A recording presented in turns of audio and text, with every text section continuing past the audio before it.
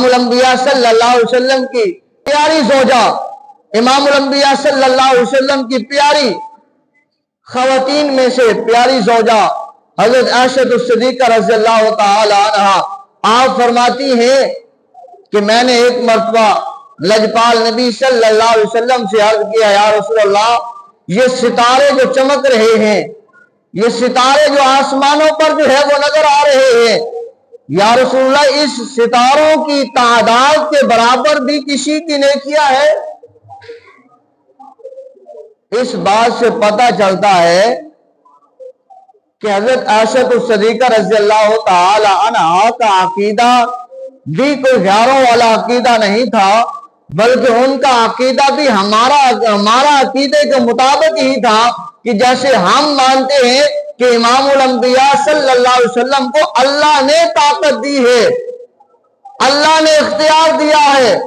اللہ نے علم عطا فرمایا ہے، حضرت عائشہ الصدیقہ رضی اللہ تعالی عنہا نے بھی یہی عرض کیا، یا رسول اللہ ان ستاروں کے برابر کسی کی نیکیاں ہیں؟ گویا انہیں خبر ہے کہ اگر کسی کو پتا ہے ستاروں کی تعداد کا تو وہ کوئی اور نہیں، وہ آقا مکی و مدنی ہے۔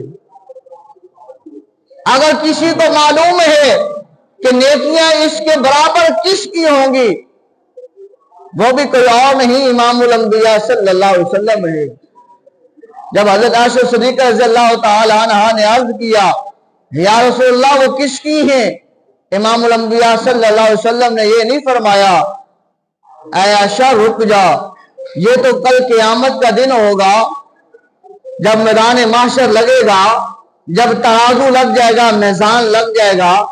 ایک طرف نیکیاں تولی جائیں گی، ایک طرف بدیاں تولی جائیں گی، تو پھر پتہ چلے گا کہ نیکیاں کس کی زیادہ ہیں۔ نہیں، امام الانبیاء صلی اللہ علیہ وسلم نے تبسم فرمایا اور فرمایا، عائشہ اس ستاروں کے برابر میرے عمر کی نیکیاں ہیں، میرا عمر بن خطاب جو ہے اس ستاروں کے برابر اس کی نیکیاں ہیں۔ حضرت عائشہ الصدیقہ رضی اللہ تعالی عنہا آپ فرماتی ہیں، میری آنکھوں سے آنسو آگے کہ میں نے سوچا، میں نے سمجھا کہ شاید ہو سکتا ہے میرے بابا جان کی نیکیاں ان ستاروں کے برابر ہوں، کیونکہ سب سے پہلے ایمان لانے والے صدیق اکبر ہیں۔ اگر امام الانبیاء صلی اللہ علیہ وسلم مکہ میں ہیں تو صدیق اکبر مکہ میں ساتھ ہیں، اگر امام الانبیاء صلی اللہ علیہ وسلم اپنے گھر میں آرام فرما رہے ہیں تو سیدنا صدیق اکبر وہاں پہرا دے رہے ہیں، اگر امام الانبیاء صلی اللہ علیہ وسلم غار میں جا کر اللہ کی عبادت کر رہے ہیں تو سیدنا صدیق اکبر وہاں پہرا دے رہے ہیں، اگر امام الانبیاء صلی اللہ علیہ وسلم کو ہجرت کا حکم ملا ہے تو سیدنا صدیق اکبر دروازے پر کھڑے ہو کر انتظار کرتے ہوئے ساتھ جا رہے ہیں، اور جب اس پہاڑ کے قریب پہنچتے ہیں تو امام الانبیاء صلی اللہ علیہ وسلم کو اپنے کندھوں پر اٹھا لیتے ہیں اور اٹھا کر غار تک ساتھ لے جاتے ہیں، اور اس پھر غار میں پہلے جاتے ہیں، غار کی صفائی ستھرائی، اور پھر 3 دن 3 راتیں اس تنہائی میں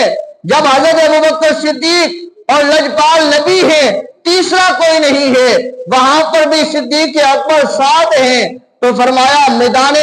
جو ہے وہ اگر بدر ہو یا میدان احد ہو یا خندق ہو، سبھی میں ابوبکر صدیق ساتھ ہیں، تو فرمایا کہ شاید ہو سکتا ہے صدیق کی نیکیاں ہوں۔ امام الانبیاء صلی اللہ علیہ وسلم نے دیکھا حضرت عائشہ الصدیقہ رضی اللہ تعالی عنہا کے چہرے کی طرف غمگین کے آثار نظر آنے لگے۔ امام الانبیاء نے فرمایا، عائشہ پریشان نہ ہو، غم نہ کر، بلکہ عمر بن خطاب کی ساری زندگی کی نیکیاں ان ستاروں کے برابر ہیں، تیرے باپ صدیق اکبر کی ایک نیکی غار والی ان ساری نیکیوں سے اعلیٰ و افضل ہے۔ یہ وہ سیدنا صدیق اکبر رضی اللہ تعالی عنہ ہے۔